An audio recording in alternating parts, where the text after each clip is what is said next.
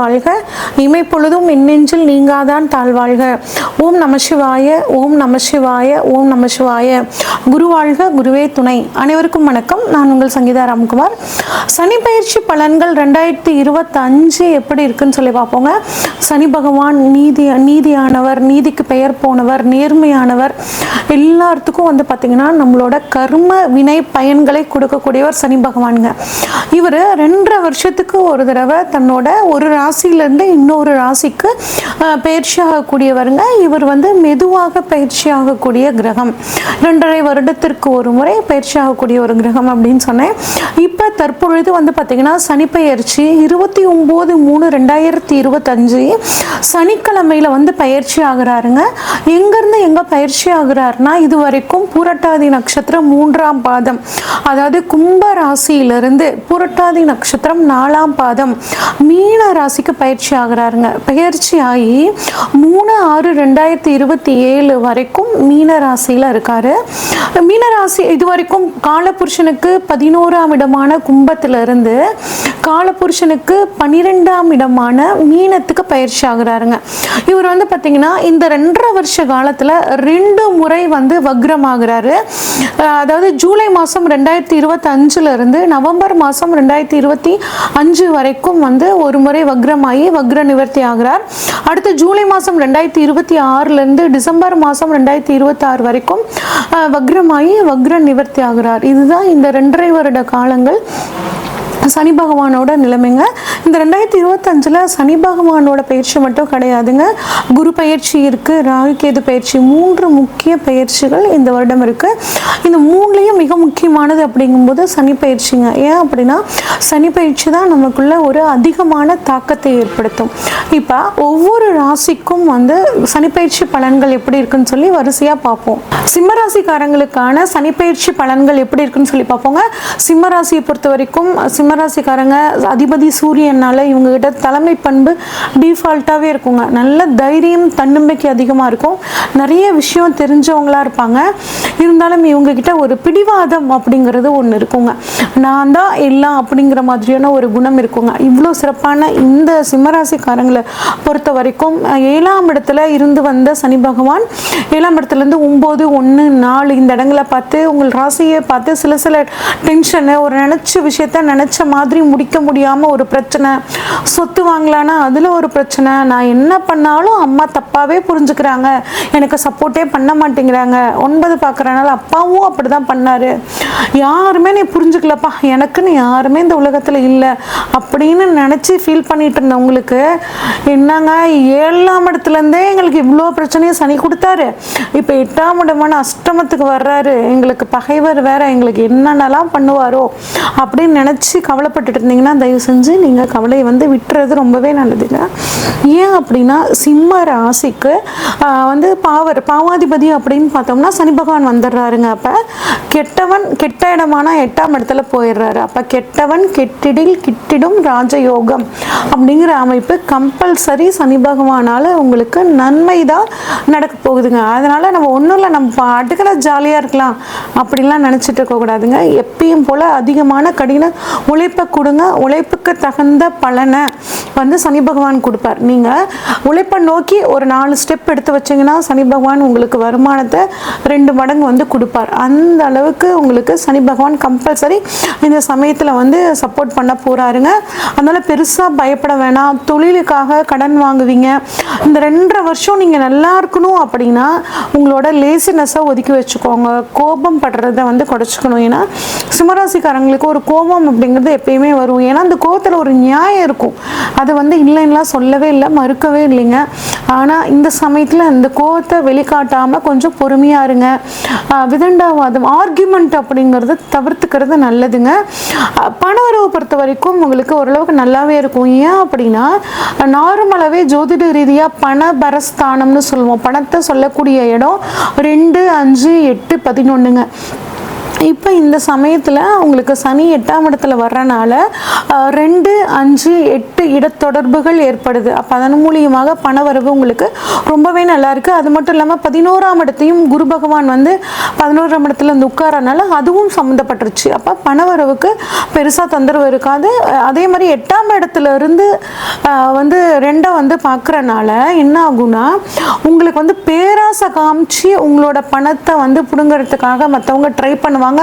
இந்த ஒரு விஷயத்துல வந்து நீங்க கவனமா இருங்க. அதே மாதிரி வண்டி வாகனங்கள்ல போகும்போது கரெக்டா இருக்கணும். வண்டி கரெக்டா சர்வீஸ் பண்ணி வச்சுக்கணும். அதே மாதிரி டிராஃபிக் ரூல்ஸை வந்து கரெக்டா ஃபாலோ பண்ணிக்கிறது ரொம்பவே நல்லதுங்க.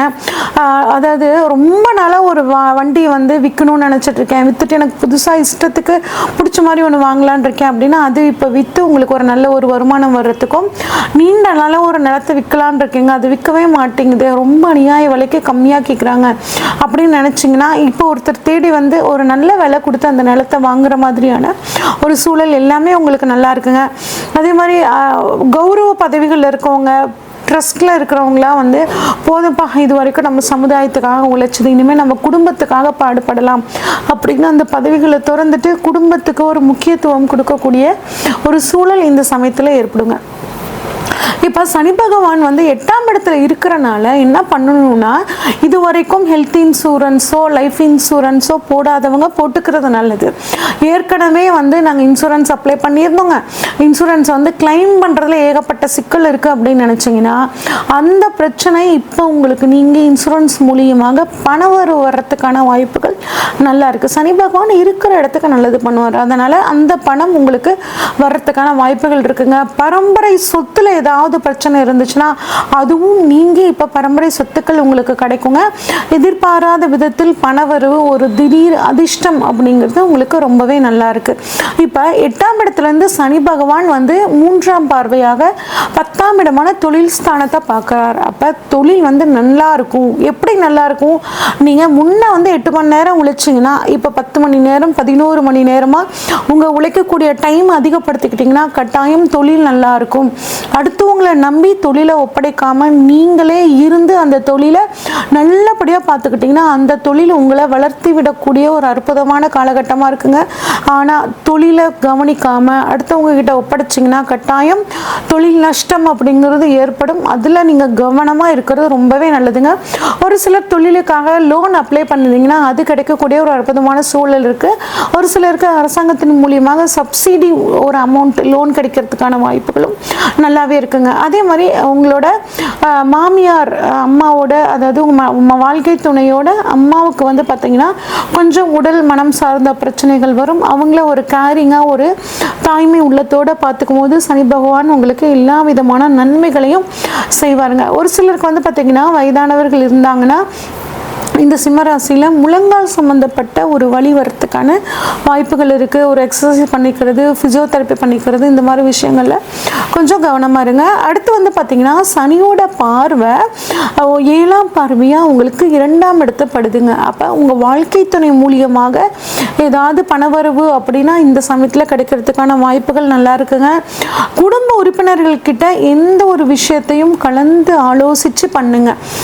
எந்த ஒரு விஷயம்னாலும் உங்கள் வாழ்க்கை துணைக்கிட்டே ஆகட்டும், அப்பா அம்மா இருந்தாங்கன்னா அப்பா அம்மா கிட்ட, இல்லை வளர்ந்த குழந்தைகள் இருந்தாங்கன்னா அவங்க கிட்டையும் வந்து ஷேர் பண்ணி ஒரு விஷயத்த செய்யுங்க. குடும்பத்துக்கு இந்த சமயத்தில் கொஞ்சம் இம்பார்ட்டன்ட் கொடுக்கறது நல்லதுங்க.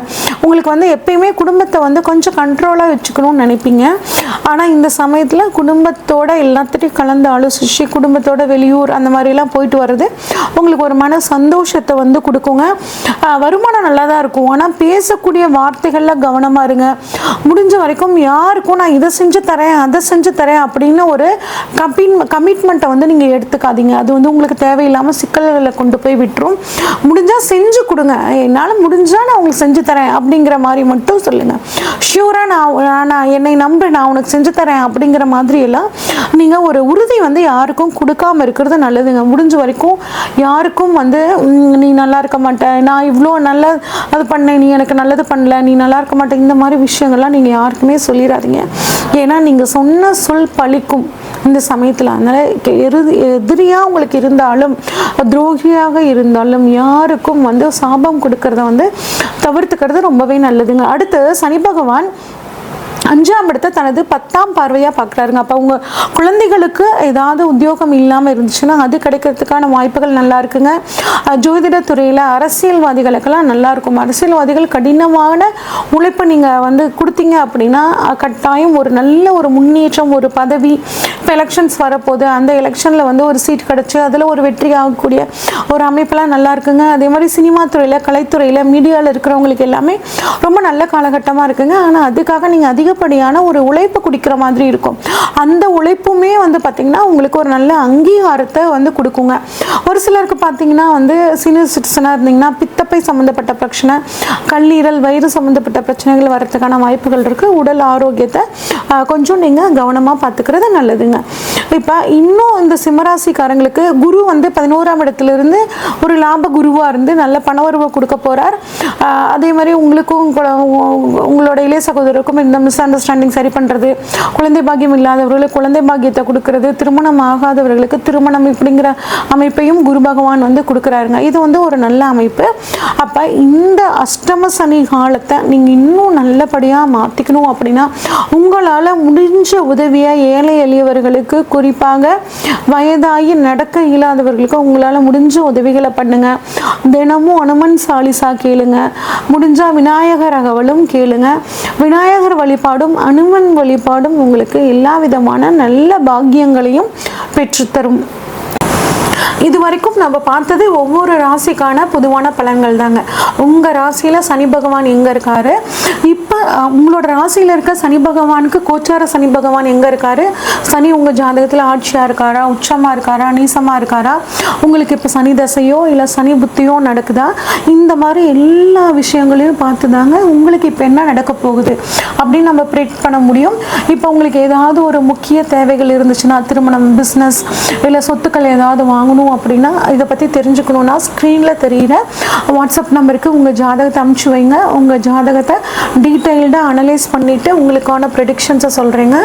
நன்றி, வணக்கம்.